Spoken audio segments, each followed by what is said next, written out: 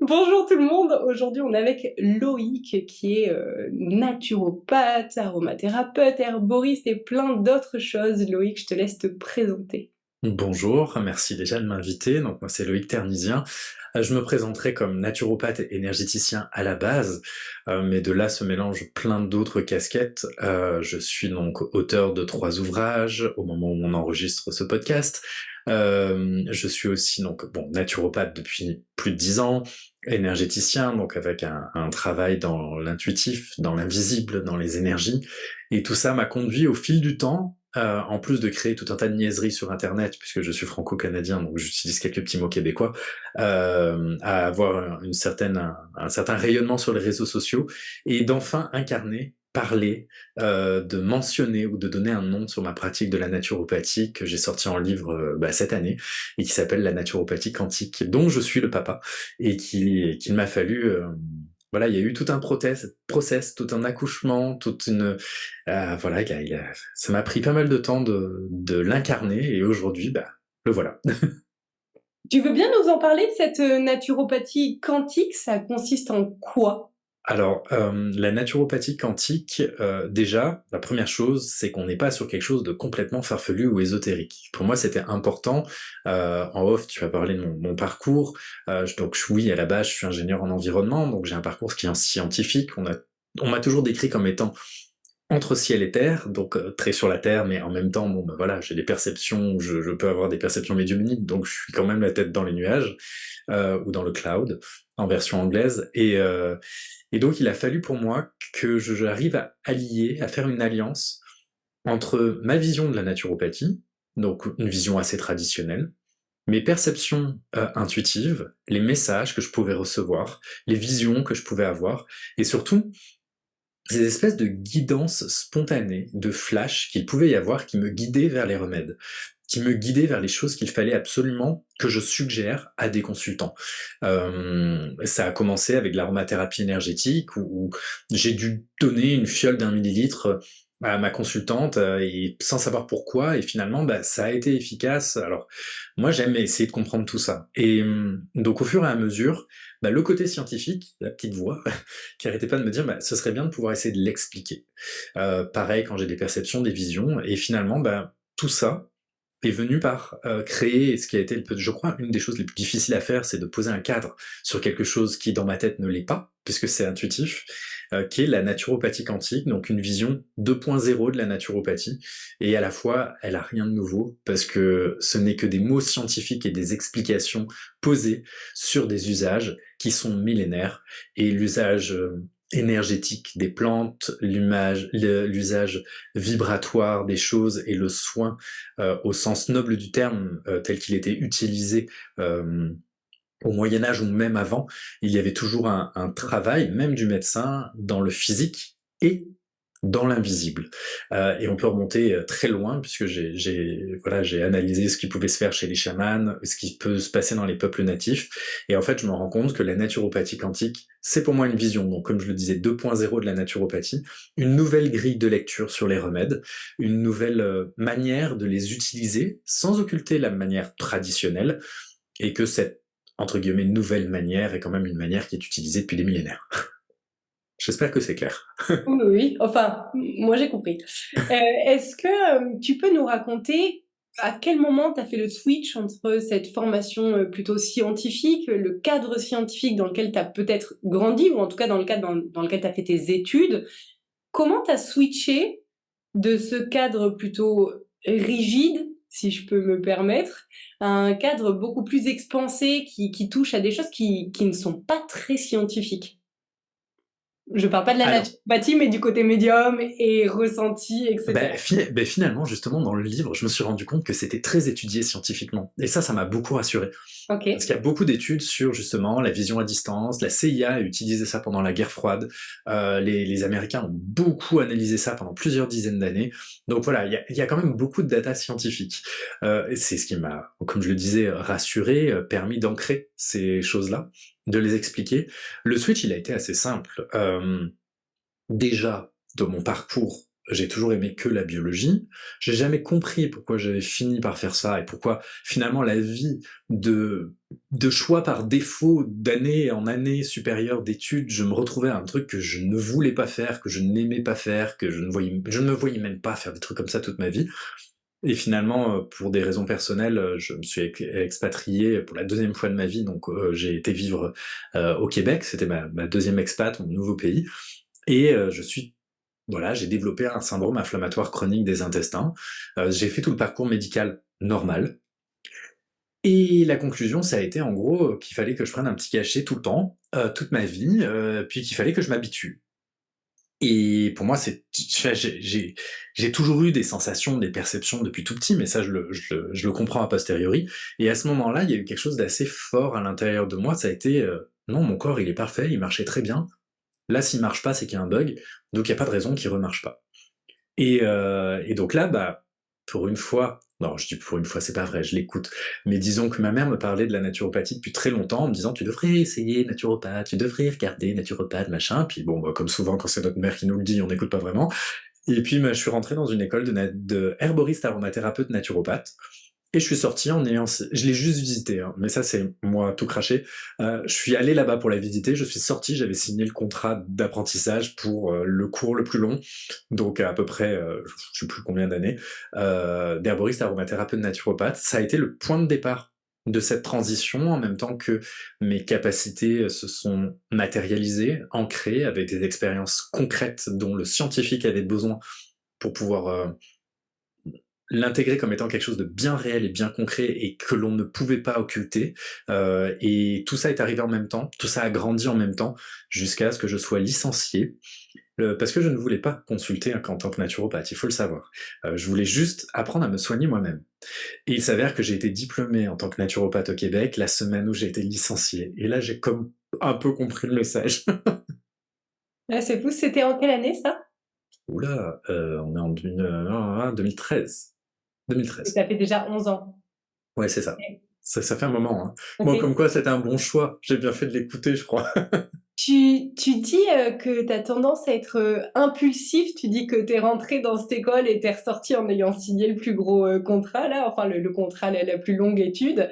Tu as tendance à avoir ce genre de comportement d'impulsivité, de j'y vais, je le sens, je sens que ça sent bon pour moi, allez, c'est parti, je signe. Oui. Oui, moi, en général, la décision, elle est prise très rapidement. Alors, heureusement que dans mon entourage, il y a des gens pour me tempérer de temps en temps. Mais j'y vais vraiment à l'intuition, j'y vais vraiment au ressenti. Si c'est juste, bah, pourquoi attendre? Et j'ai vraiment ce mode de fonctionnement-là, c'est si c'est juste, pourquoi attendre? Et peut-être d'une manière aussi très naïve, parce que je m'en rends compte. Je suis le cofondateur du Sommet des trans et des médecines psychédéliques. On parle de psychédéliques. Nous, on a fait ça avec mon compère, confrère, co-Loïc, qui s'appelle Loïc Plisson. Nous, on se rend compte qu'on a fait ça de manière hyper naïve et impulsive, parce qu'on fonctionne de la même manière. Pour nous, c'était oh waouh, c'est une super bonne idée. Allons-y, viens, on y va. Et on s'est rendu compte qu'on avait mis un petit peu les deux jambes dans un gros panier de crabes, mais on s'en est rendu compte a posteriori. Ça a été quand même une belle expérience. Mais en tout cas, dans mon fonctionnement, moi, c'est souvent ça. C'est-à-dire, je suis rentré dans cette école-là et je me suis senti à ma place. C'était le bon moment. Tout était aligné pour que je puisse le faire. Et pourquoi attendre, en fait? Et même pour mes projets, c'est comme ça. Pour tout ce que je fais, je fonctionne vraiment avec le cœur, avec le feeling. Et si c'est maintenant et que ça doit se faire, bah, autant y aller. Pourquoi attendre? Moi, c'est souvent ma phrase. Pourquoi attendre quand on peut le faire maintenant? Je souris parce que de toutes les personnes que j'interviewe, parce que la chaîne podcast est nouvelle, mais l'autre chaîne que j'ai a, ben, comme toi, 2013, 2014, tu vois, à peu près. Et je souris parce que c'est un point très commun de toutes les personnes qui sont alignées avec elle. C'est, bah, je sais pas pourquoi, mais j'y vais. Je sens que c'est bien, alors j'y vais. Et même si les gens autour de moi ont des oui mais, euh, ben je me sens à ma place, comme tu le dis. Et du coup, il y a ce truc de, il n'y a pas de réflexion en fait, il y a du ressenti. Exactement. Moi, ça passe vraiment par le corps. C'est juste, j'ai été dans cette école-là, et pourtant, Dieu sait, bon, je sais que certaines personnes pourraient l'écouter, donc je vais pas commenter sur les personnes que j'ai rencontrées à ce moment-là dans l'école, mais Dieu sait si les personnes que j'ai rencontrées à ce moment-là et avec qui j'ai signé les contrats n'étaient pas des personnes hyper alignées, on n'était pas nécessairement dans de la grande bienveillance, mais par contre, l'endroit, le lieu, l'énergie, le cadre, tout ça, c'était juste et c'était le bon moment et je suis sorti de là, j'ai signé mes trucs, puis OK, bah, c'était parti. C'était parti pour à peu près 4 ans, 4 ans et demi, 5 ans, entre les cours du soir, les cours du week-end, le travail que j'avais en même temps et puis ça s'est hyper bien fait et je crois, bah, non, c'est pas que je crois, c'est que c'est la vérité, que c'est la première fois dans ma vie j'ai toujours été moyen à l'école. J'ai compris maintenant le fonctionnement de mon cerveau et que j'ai compris qu'il était un peu atypique et qu'il ne fonctionnait pas comme le cerveau de la majorité. Et en gros, à partir du moment où je m'ennuie, je suis nul. Voilà. C'est juste que ça me plaît pas. Et ou si le prof est mauvais, même si c'est une matière que j'aime, je serai pas bon. Et en fait, là, c'est la première fois, je crois, dans toute ma scolarité, que j'ai terminé avec, je crois que j'ai eu, alors c'est en pourcentage au Québec, mais je crois que j'ai plus de 80% de moyenne sur tout le parcours de naturopathe, ce qui est énorme. C'est l'équivalent de plus de 18 de moyenne, un truc comme ça, ou de 17 de moyenne. Et là, j'ai compris en fait que tous les cours que j'avais eu avant, tout le parcours que j'avais eu, qui pour moi était incompréhensible, je comprenais pas pourquoi la vie m'amenait de telle matière à telle matière, de tel cursus à tel cursus, sans qu'il y ait de raison. Ben, je l'ai compris quand j'étais en cursus de naturo, parce que enfin, voilà, j'ai compris que, ok, là, nous, on fait 4 heures de chimie, mais moi, j'en ai fait 400. Donc, j'ai une longueur d'avance et c'est plus facile pour moi. Tiens, la biologie, bah, c'est pareil, j'en ai fait beaucoup, mais là, maintenant, c'est logique. Tiens, j'ai fait ça pour faire de l'agronomie, je comprenais jamais pourquoi, mais culture de plantes médicinales, bah, finalement, bah, c'est logique et c'est simple à faire. J'ai même pas besoin de faire le cours. Et en fait, il y avait plein de cours que j'ai refait pour le plaisir de les faire, pour le plaisir de les refaire parce que les profs étaient passionnants, mais que je connaissais déjà. Et c'est à ce moment-là que j'ai compris, ou en tout cas que j'ai ancré, qu'il n'y avait pas de hasard sur sur la raison pour laquelle j'avais choisi ce parcours atypique, même si je pensais qu'il venait à moi par défaut. Il y avait un choix certes, mais un choix par défaut, et qu'il avait du sens. Il a pris du sens à ce moment-là. Et encore aujourd'hui, je parle de physique quantique dans mon livre. Mon livre, c'est 50% de physique quantique. J'ai jamais capté et j'ai jamais aimé la physique quantique jusqu'à avoir besoin de la comprendre. Et aujourd'hui, bah, voilà, c'est des théories, personne peut dire qu'il comprend à 100% les règles de la physique quantique, mais au moins je peux les vulgariser, au moins ça a du sens, au moins je peux m'en appuyer. Mais mon Dieu, qu'il y a quelques années, je trouvais ça impinable. Eh ben oui, mais parce que c'était pas le moment pour toi et que c'était pas ton choix de l'apprendre, on te l'imposait. Alors que du moment où quelque chose devient un choix et qu'on a envie d'être bon dans un domaine, et ben forcément on n'a pas la même motivation qui nous drive. Ah bah oui, l'énergie Et est pas ouais, la même, hein. eh On ouais, n'est pas dans la logique, même dynamique. logique. En parlant d'énergie, toi qui es franco-québécois, raconte-nous comment ça se passe là-bas. Est-ce que tu as l'impression, ayant vécu... Alors là, vous voyez pas la tête de Loïc qui fait les gros yeux. Quelle a été pour toi les grandes différences entre la France et...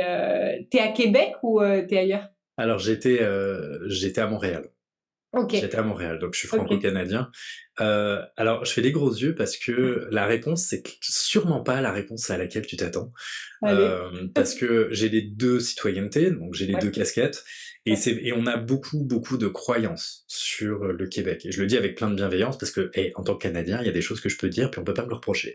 C'est vrai. Euh, En fait, au Canada, ou plus précisément au Québec, il y a d'excellentes écoles, que ce soit sur le côté spirituel, sur l'énergétique, sur les écoles en naturopathie. Il y a en fait, par rapport à la constitution canadienne, il y a une liberté de culte qui est présente. Cette liberté de culte fait qu'il y a plein de choses qui peuvent être mises en place et qui peuvent finalement être poussées bien plus loin que ce que l'on pourrait faire ensemble en France, pardon, parce que bah, en France, à partir du moment où on sort un petit peu trop du champ, on est une dérive sectaire. Donc ça, c'est le gros avantage, parce que du coup, bah, il y a des choses qui sont vraiment poussées à bout et qui sont vraiment très intéressantes. Alors, il y a des sectes aussi, hein, mais voilà. Par contre, le commun des mortels, dans mon analyse, ou de ce que j'ai pu expérimenter, parce que clairement, je ne vivais pas de la naturopathie au Québec, et je crois, alors c'est ma croyance, hein, mais j'ai pas vu de naturopathe, à moins qu'il fasse des prix exorbitants, ce qui se fait là-bas, qui arrive à véritablement en vivre, parce que je crois que le commun des mortels a été coupé de ses racines de soins naturels. C'est-à-dire que les gens sont bien plus facilement portés à aller à l'hôpital, à aller voir le médecin, à aller voir, disons, le chemin moderne, classique, contrairement à en France où finalement c'est l'inverse. C'est l'inverse parce que on a des écoles qui pour moi, et je parle en mon nom personnel pour éviter qu'on me tape dessus, n'ont pas le niveau aussi poussé que ce qu'il pourrait y avoir dans les pays anglophones ou à l'étranger pour plein de raisons, ne serait-ce que juste sur le plan culturel, parce que en France, reprendre ses études n'est pas culturel, et donc on n'a pas nécessairement l'envie, l'énergie ou les finances pour se repartir sur 5 ans à temps plein, avec des crédits, avec tout ça, ce qui se fait spontanément à l'étranger. Donc bon, c'est sûr que culturellement, on peut pas avoir des écoles qui nous donnent 5-6 ans d'études pour être hyper perfectionnés dans nos activités. C'est pour ça que moi, j'ai sorti un parcours de naturo en perfectionnement, pour permettre aux naturopathes qui ont envie d'aller plus loin, d'atteindre un niveau de perfectionnement assez, je crois, j'espère, poussé. En tout cas, je les torture un peu, mais je les aime bien. Par contre, au niveau du commun des mortels, il y a quelque chose qui est très important, c'est qu'on connaît tous un rebouteux.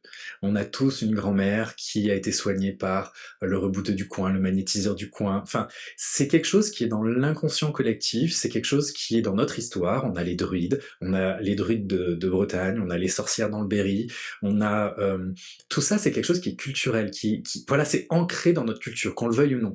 Donc, il y a un réflexe plus spontané à aller dans cette direction-là. Pourquoi je dis qu'au Québec, ils ont été coupés de ça? C'est parce que d'une part, ce sont des Français qui, à la base, ont été envoyés là-bas, et la deuxième, c'est que la culture là-bas, sur place, ce sont les autochtones d'Amérique du Nord.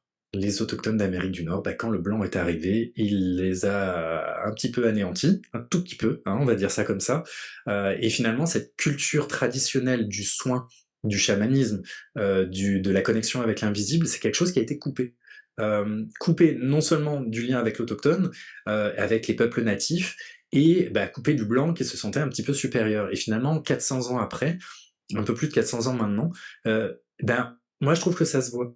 Ça se voit parce que une personne qui va être métisse ou d'origine autochtone aura plus de facilité en fait à connecter avec ses savoirs anciens, peut-être parce qu'elle l'a vu dans sa famille plus facilement que un blanc de base qui est arrivé ici il y a 400 ans au niveau de ses générations et qui n'a pas été connecté à ça. Ce n'est que mon interprétation. Elle vaut ce qu'elle vaut, mais c'est ce que moi j'ai pu voir. Donc quand on se dit en France, waouh, au Québec, ils sont tellement plus ouverts sur ces pratiques-là, ouais, oui, mais en fait, il y a de bonnes écoles, il y a une belle ouverture, mais disons dans la masse, c'est pas nécessairement le cas.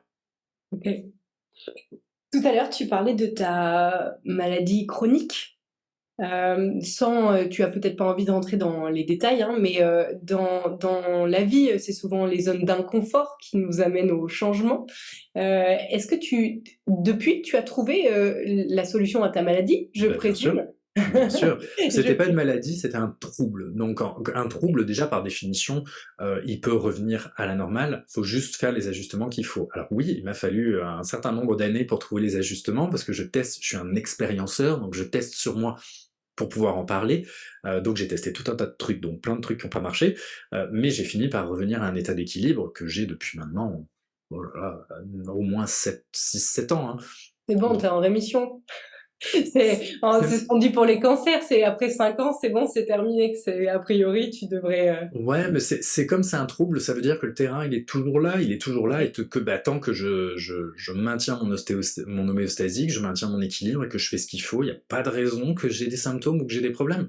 Et bon, quand on a été loin dans un sens, on n'a pas spécialement envie d'y retourner, donc on apprend à écouter notre corps. Est-ce que, tu vois, j'ai eu une maladie chronique aussi, et quand je t'entends dire que tu dis qu'on a un terrain et que donc, ben, on peut facilement retomber dans nos dérives, tu penses qu'un terrain, il peut pas se réparer complètement? Alors, Complètement, complètement? Alors, oui, oui, oui, bon. Mais oui, évidemment. Là, c'est sûr que je parle voilà, je parle encore une fois pour le commun des mortels qui nous écoutent. Après, dans ma vision en termes de naturopathie quantique, et de toute manière, ce que je crois profondément, c'est que le corps est une machine que l'on n'arrive pas à expliquer, qui a un potentiel qui est illimité et puissant, et qu'il est capable de tout. De tout. Donc, même si on a un terrain, et que je mentionne là que oui, c'est mon terrain, donc ça fait partie de ma croyance et je suis l'expérimentateur de ma propre réalité. Donc ça veut dire qu'en tant qu'expérimentateur de ma réalité, cette croyance, je la maintiens et j'en ai conscience, mais je le fais en conscience. Par contre, je reste intimement convaincu que le corps est capable de tout et que si ça fait un certain nombre d'années que je n'ai plus de symptômes, c'est que quelque part, et puis je peux dire que je sors pas mal du cadre depuis que j'habite plus à Paris et que je me rends compte que mes intestins, ils arrivent à supporter pas mal de choses. Donc, voilà, le terrain s'est sûrement un tout petit peu envolé, mais le corps est capable de tout. De toute manière, tous les potentiels existent. Donc le potentiel, la version de nous-mêmes qui est déjà un état d'équilibre et qui est déjà guérie, si j'ose utiliser ces termes-là, elle existe déjà. Donc, Est-ce que au-delà de ta maladie, chronique, tu voudrais nous parler des étapes, des sorties de zone de confort qui t'ont amené à être ce que tu es aujourd'hui? Les grandes étapes et ce qui a pas été facile pour toi? En fait, l'idée, c'est de pouvoir faire comprendre aux auditeurs que, c'est pas parce qu'on est connu ou sur les réseaux qu'on a toujours une vie, finger in the noise et que, justement, on a traversé des trucs, bah, comme tu dis, on est, comment tu dis expérienceur? Moi, je dis expérimentateur. ouais. Ben, on expérimente et justement, on ne peut parler, j'ai la même vision que toi, que de ce qu'on a expérimenté. Et donc, quand on a cette croyance-là, comme tu dis, ben, on se la construit et on l'expérimente dans le quotidien et on expérimente beaucoup de choses pour pouvoir en parler par la suite. Donc, quelles ont été tes étapes? Alors, il y en a eu plusieurs, je dirais que les grandes étapes, déjà le gros défi, ça a été mes études, où on m'a souvent, ne comprenant pas le fonctionnement de mon cerveau, et ayant toujours été très moyen dans mes études, avec des profs qui dénigrent, des profs qui, bon, un enseignement à la française, et je veux pas blâmer tous les professeurs, hein, je mets pas tout le monde dans le même panier, mais en tout cas dans mon expérience, j'ai quand même eu des professeurs odieux, autant que j'ai eu des professeurs adorables, mais étant moyen, bah, c'est toujours difficile parce qu'on n'est pas le mauvais, et en même temps on bosse comme quatre, et on mériterait d'être plus haut au niveau du classement et au niveau des notes. Donc ça a déjà été quelque chose de très pénible et très difficile pour moi, parce qu'en termes de confiance en soi, en termes de qu'est-ce que je veux faire dans ma vie, où est-ce que je veux aller, parce que je n'allais que sur des chemins qui n'avaient pas de sens, et je me voyais aller dans une direction que je ne voulais pas faire. Et je le voyais concrètement. Parallèlement à ça, donc j'ai fait de la radio, et là je me voyais m'amuser. Là, je me voyais qu'en communication, j'aimais ça. Et donc, la première chose, ça a été de m'autoriser à avoir, en plus de mes études, quelque chose qui me faisait plaisir, d'être en parallèle. Ensuite, bon, bah, gros défi, changer pour la deuxième fois de pays. Alors, je parle pas du premier défi qui était d'arriver en France, mais arriver au Québec avec des croyances, plein de croyances, et qui se sont écroulées, mais comme un château de cartes haut comme la Tour Eiffel. Et donc là, ça a été un gros défi. Trouver du travail a été un gros défi, et je me suis retrouvé donc dans cet emploi où bah, j'y ai été là aussi par défaut, parce que je trouvais rien d'autre comme job. Un emploi qui m'a beaucoup apporté, mais qui, au bout de quelques années, bah, a fait que je commençais mes études en naturo, et j'ai cherché des jobs pour partir de là, et je me souviens avoir des propos racistes de la part de mon employeur de l'époque. Il était odieux, mais dans sa gentillesse. Et je me souviens être tout seul à la fin de ce poste-là, avant que j'ai une nouvelle boss qui était adorable. Et je me vois vivre des choses qu'il ne faut pas me faire vivre. C'est-à-dire que, ou en tout cas que c'est d'être tout seul dans un bureau avec rien à faire et à être payé pour le faire. Je crois que c'est la plus grosse torture que l'on peut me faire vivre. Et en fait, je me revois donner des coups de pied dans les armoires ou des coups de poing dans les murs en disant mais pitié, donnez-moi le chômage, donnez-moi le chômage, faites que ça ferme, j'en peux plus, c'est horrible, j'en souffre. Et, euh, et les choses ont bougé. Et là, le gros défi, c'était bah, de donner sa démission et sans le chômage et de rien avoir derrière. Et il a fallu, et c'est ce que j'explique beaucoup à mes consultants, on a tous notre niveau de tolérance à la souffrance. Et ce niveau de tolérance-là, pour moi, il est quand même assez pas mal. Et je me souviens que voilà, ma boss a changé, j'ai eu une boss adorable. Et là, il y a eu la goutte d'eau qui a fait déborder le vase, c'est que cet emploi-là, il était à 1 kilomètre à pied de mon domicile. Donc je pouvais, en fait, je me raccrochais au fait que j'étais quand même bien payé et que j'avais pas de transport en commun à prendre. Comme quoi, hein, l'esprit est capable de se raccrocher à des choses qui parfois semblent anodines. Et faute de financement, on a dû déménager. Et l'entreprise a déménagé, ou l'association a déménagé à peut-être une demi-heure, trois quarts d'heure de transport en commun de mon Tout ça à domicile. cause de toi. C'est ça. Et ça a été la goutte d'eau qui a fait déborder le vase où, voilà, j'avais plus du tout d'intérêt pour y aller, déjà que j'en avais pas. Et je me souviens que j'ai donné ma démission à ma boss en larmes, en lui disant que je n'en pouvais plus, que c'était juste plus possible. Et le lendemain, il y a eu un conseil d'administration, elle est venue dans mon bureau en me disant: «Bon écoute Loïc, j'ai une bonne et une mauvaise nouvelle pour toi. La bonne nouvelle, c'est que, bah, tu vas avoir le chômage. La deuxième, c'est qu'on te licencie, tu pars maintenant». Et donc, avec le recul, je suis plein de gratitude parce que du coup, bah, moi qui voulais tant avoir le chômage, bah, j'ai pu avoir le chômage, mais le jour où j'ai accepté de dire: «C'est assez, stop». Donc ça a été, plutôt dur et après le reste, ça a été, alors je dis pas qu'il y a pas eu d'autres défis, mais disons que je me suis laissé porter, par le fait d'incarner de plus en plus ce que je voulais être et le dernier gros défi, ça a été, bah, de quitter le Québec pour venir m'installer en France avec toutes les peurs qui étaient associées, avec une grosse peur de l'inconnu, avec, une croyance que j'avais tout à reconstruire parce que là-bas, j'avais quand même ma clinique, j'avais des praticiens avec qui je collaborais, enfin voilà, j'avais construit quelque chose et en revenant en France en me disant: «Ouais, il faut tout que je recommence». Et finalement, j'avais rien à recommencer, j'avais tout à tout à Continuer. continuer parce que Ouais. ça faisait des années que j'avais construit une communauté en France, que j'avais construit ma communauté sur les réseaux sociaux et que finalement je suis arrivé en France et j'étais complet en consultation. J'ai mon premier livre qui est sorti, puis ça a été un best-seller, puis un deuxième, un best-seller, puis un troisième, un best-seller et puis depuis je suis genre sur une autoroute et je suis plein de gratitude parce que tous ces défis, eh bien, m'ont construit, m'ont permis d'y voir plus clair, m'ont permis de choisir ce dont j'avais envie profondément, ce que j'avais envie de suivre aussi profondément.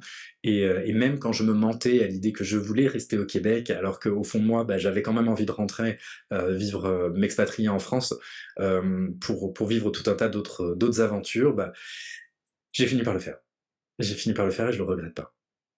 Si tu devais mettre un mot du coup sur les gens qui passent par des phases de galère, ça serait, faites les choix du cœur, ça vous mène forcément au bon endroit. Obligatoirement et il y a toujours un cadeau. Dans toutes les expériences, il y a un cadeau. Hem, alors on le voit pas tout de suite. Mais il y a toujours un cadeau et ça j'en suis convaincu, je l'ai toujours vu. Des fois des années après, des fois des années après des ruptures, il m'est arrivé une fois d'envoyer un mail à mon ex, quelques années après la rupture qui avait été tellement violente pour juste lui écrire: «Je te pardonne».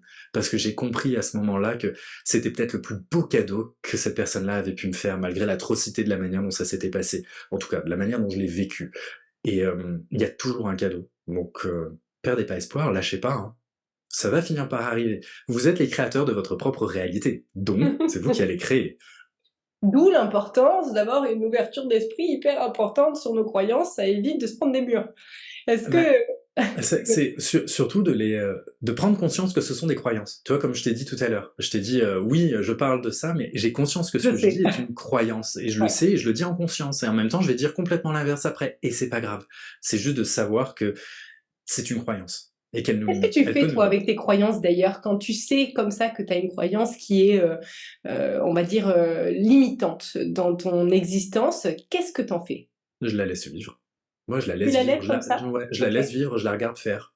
Parce que de toute manière, si je ne la regarde pas, si je ne la regarde pas, elle va me «dominer» entre guillemets. Elle va vivre son rôle et me faire vivre ces expériences-là.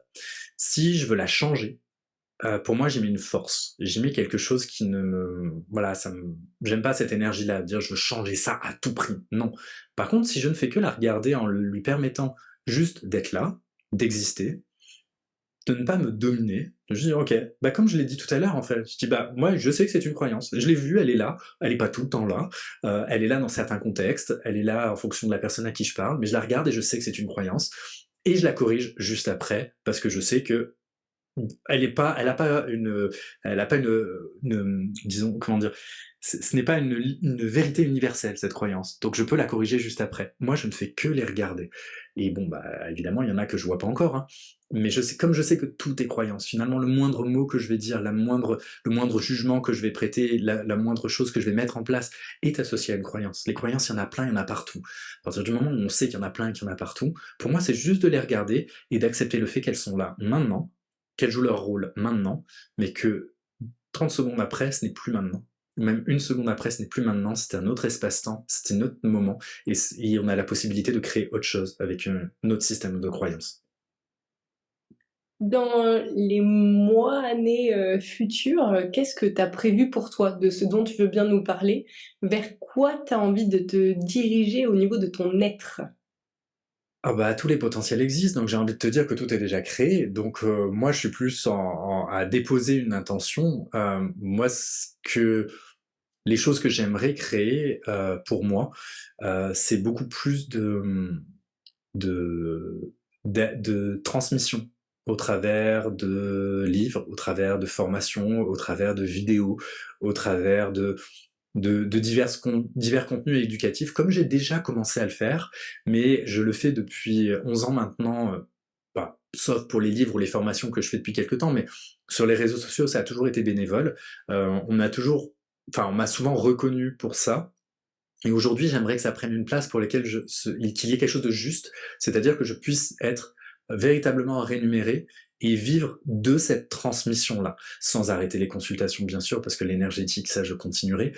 Les formations en présentiel en naturopathie quantique, c'est juste un véritable bonheur à vivre. Et je trouve que ces moments de transmission ou ces stages sur les états élargis de conscience que je peux animer, je trouve aujourd'hui que j'ai beaucoup plus ma place là, à regarder les gens se transformer sous mes yeux et à pouvoir être la main qu'ils peuvent tenir pour être rassurés et pour pouvoir aller au bout de leur transformation, au bout de leur expérience. Et dans les prochaines années, c'est vraiment ça que j'ai envie d'incarner plus que uniquement la consultation en 1-1, que je n'arrêterai pas, mais j'ai vraiment envie de ça, envie de voir envie de contribuer d'une autre manière, plus du côté transmission et du côté groupe et toujours dans l'édition aussi, parce que ça, on transmet au groupe, pour le coup.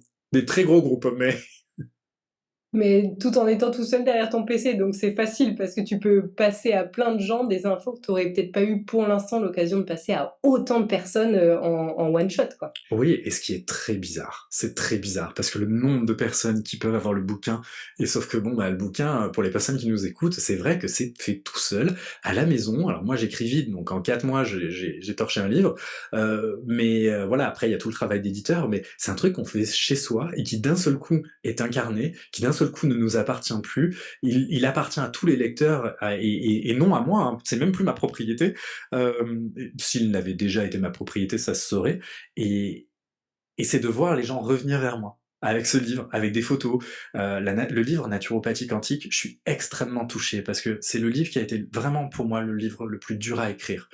Parce que va mettre dans la matière quelque chose qui est impalpable, quelque chose qui n'a aucun cadre. Et ce livre-là, donc, je l'ai écrit tel qu'il était. J'ai eu la chance de vivre des expériences d'état extraordinaires de conscience qui m'ont aidé à écrire ce livre et j'en parle à l'intérieur. Et, et quand les gens reviennent vers moi avec le livre, une des phrases qui revient le plus souvent, c'est Loïc, oui, ce livre-là, il parle pas juste de naturopathie, on est d'accord? Et ça, j'adore parce que je sens que les gens ont réussi à lire entre les lignes du livre le message que j'avais envie de transmettre et ce que j'avais envie de passer.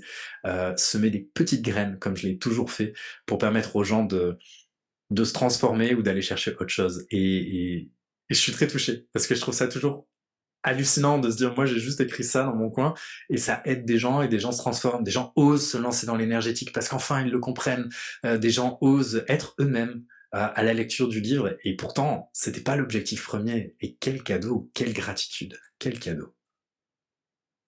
Tout à l'heure, on finira à peu près sur ça pour pas te retenir trop longtemps. Tout à l'heure, tu as dit: «Tous les possibles existent déjà». C'est ton Mhm. côté, physicien quantique qui parle là? Tu nous expliques ça? Bah, la physique quantique, pour essayer de faire quelque chose de bref, la physique quantique nous dit que tout est à la fois onde et particule. C'est-à-dire la matière est à la fois une onde et une particule. Or, une particule, c'est quelque chose qui est fixe dans un endroit. Une onde, c'est finalement toutes les probabilités qui existent en même temps. Donc, comme on sait aujourd'hui que la physique quantique n'est pas uniquement réservée à l'infiniment petit, mais qu'elle est dans le petit et dans le grand, ça veut dire que finalement, nous sommes des êtres ondulatoires et nous allons expérimenter par notre conscience et le fait d'être l'expérimentateur de notre expérience, parce que c'est ce que nous dit la physique quantique, c'est que à partir du moment où il y a quelqu'un qui regarde l'électron, il n'est plus une onde, mais il devient une toute petite particule, eh Les bien, formes de Young, non c'est ça, c'est ça. les formes de Young. Ça signifie que nous sommes les expérimentateurs de notre propre expérience, donc nous ne voyons et nous n'expérimentons qu'un seul potentiel qui est lié à nos croyances du moment et à ce que l'on vit et ce que l'on alimente. Donc, eh bien, ça veut dire qu'en termes probabilistes, la version de nous qui a déjà atteint tout ce qu'elle souhaite atteindre, elle existe, tout comme la version de nous de l'autre côté, qui lutte beaucoup plus que ce que nous sommes en train de lutter. Et c'est ce que je dis dans le livre, et ce qui a été relevé par Emmanuel Ranford, dont j'ai le grand honneur d'avoir pu avoir la préface. Et en fait, c'est que la version de nous en bonne santé coexiste avec la version de nous qui est très malade, et nous, on est entre les deux. À nous, en tant qu'expérienceurs de notre expérience, de se dire qu'est-ce que je souhaite infuser à moi, qu'est-ce que je souhaite télécharger comme expérience, qu'est-ce que je souhaite vivre, parce qu'elle est déjà là. C'est juste que j'en ai pas conscience. Et ça, je trouve que ça apaise, ça rassure, ça fait beaucoup de bien, et ça ouvre une petite porte, ça fait une petite brèche dans le barrage des croyances, et dès qu'il y a une brèche, le barrage, il peut lâcher. Comment t'infuses en toi la partie pas malade, si on garde l'exemple la partie très malade et la partie pas malade, comment tu infuses dans ton quotidien, comment tu choisis d'incarner la partie pas malade plus que celle qui est malade, pour toi, en toi?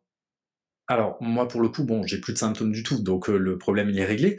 C'est peut-être un Mais, mauvais exemple, mais vu que ouais, tu parlais de personnes malades et pas malades. mais pour quelqu'un qui vient me consulter et qui va vivre ça, je dis c'est simple, il faut incarner dès maintenant la version pas malade. Enfin, j'aurais pas le droit d'utiliser ces termes-là en tant que naturo, mais en fait, d'incarner tout de suite la version qui est en équilibre ou en harmonie. C'est-à-dire, mais pas de l'incarner juste dans la tête avec des visualisations, non, non, de l'incarner au quotidien. Je vais te donner un exemple en dehors du fait malade, pas malade. J'ai vécu un jour une expérience assez dingue sur ça. J'ai un Mac, très matérialiste, hein. J'avais un Mac au Québec, et ce Mac était sur le moment de mourir. Et donc, fallait que je rachète un ordinateur. Et là, moi, j'avais mes peurs, j'avais tout ça. Donc, qu'est-ce que je fais? Je m'achète un ordi pas cher à 200 €, une véritable merde, en dollars canadiens, pardon. Et, et j'étais pris avec ça en me disant, mais non, je peux pas me racheter un truc, j'ai pas les finances pour m'acheter un truc à 2000, 3000 €. Et j'en parle avec une amie qui était médium et qui me dit c'est drôle, elle me dit je sens qu'il y a une dichotomie dans ton énergie. Et bon, pour mes abonnés savent que je suis un grand fan de Pink. Elle me dit quand t'achètes un billet à genre 500 € pour aller voir Pink au Centre Bell, tu le fais dans quelle énergie? Puis je lui dis ah ben je m'éclate, c'est l'éclate, j'en ai rien à foutre de payer ce prix-là. Elle me dit d'accord, et dans quelle énergie t'as acheté ton ordinateur? Je dis dans la peur enfin dans la non-abondance. Et elle me dit ok, elle dit tu sens là la différence d'énergie? Je fais ah ouais effectivement. Et donc je lui dis, elle me dit à toi de voir qu'est-ce que tu veux faire. Et donc je suis rentré chez moi, j'ai renvoyé sur une grande plateforme cet ordi pourri que j'avais acheté, j'ai été sur le site d'Apple, je me suis acheté l'ordinateur que je voulais, je l'ai pimpé en rajoutant des options pour qu'il me coûte encore plus cher que ce que je voulais. C'est-à-dire que là, j'ai agi comme si j'avais cette abondance-là, comme si j'avais cet argent, cette abondance, comme si je l'avais déjà en moi. Et au niveau émotionnel, j'étais dans la joie. J'étais vraiment comme si je l'avais, tant au niveau de la pensée qu'au niveau du cœur. Je le rayonnais pleinement. Eh bien, l'histoire veut que une semaine après, j'ai reçu un retour d'impôt qui était quasiment au dollar près la somme de l'ordinateur que je venais d'acheter. Et moi, dans ma vie, je parlais d'expérience. Et en fait, à chaque fois que j'ai une expérience comme ça, c'est un peu comme si le logiciel, il est rebooté, c'est compris, on passe à autre chose. Et donc, dans l'incarner dans son quotidien, pour revenir sur ta question, c'est vraiment ça. C'est de se dire, si je me sens pauvre, je n'aurai pas d'abondance. Parce que la version de moi qui est abondante, pour pouvoir venir à moi, il faut qu'il y ait une cohérence de phase en physique entre l'énergie de ces deux potentiels pour que ça puisse se matérialiser. Et donc, si quand je vois un itinérant dans la rue, j'ai peur de lui donner 2-3 pièces, c'est parce que quelque part, je me sens pauvre par rapport à lui. Par contre, si je lui donne un billet de 5 €, même si j'ai peur, même si au fond de moi, je sais que j'en aurais peut-être eu un peu besoin, j'agis en tant que personne qui a l'abondance. J'agis en fonction de ma richesse. bah, du coup, ça me permet d'incarner la version de moi dans l'abondance. Donc en gros, pour faire bref, pour te répondre, c'est de le sentir avec le cœur, avec mes propres émotions, d'être ici et maintenant et d'incarner vraiment ce que je souhaite et de le penser, d'être aligné, tu parlais d'alignement tout à l'heure, d'aligner sur tous les points, au niveau de la pensée, au niveau du cœur et au niveau des actes, d'incarner pleinement ce que je veux être. Et au fur et à mesure, bah, cette version de nous, elle finit par s'infuser et elle finit, on n'a plus besoin de se forcer en fait, ça devient notre réalité. Merci de ton point de vue. J'ai le même. Écoute, merci en tout cas de toutes ces révélations sur ton parcours, ton être, et cetera. Je pense que ça va parler à beaucoup de personnes qui vont, nous écouter. Je mettrai toutes tes infos en barre d'infos, le lien de ton livre, ton site, et cetera, que tu m'auras transmis d'ici, la publication du podcast. Et puis encore une fois, merci, d'avoir accepté, ce podcast. C'était un plaisir et je pense vraiment que ça va aider, beaucoup de personnes qui, nous écouteront. Donc, merci à toi. Merci pour ton invitation et puis passez à tous une très belle journée ou soirée, dépendamment du Soirée. moment de l'écoute. Soirée. À bientôt, merci.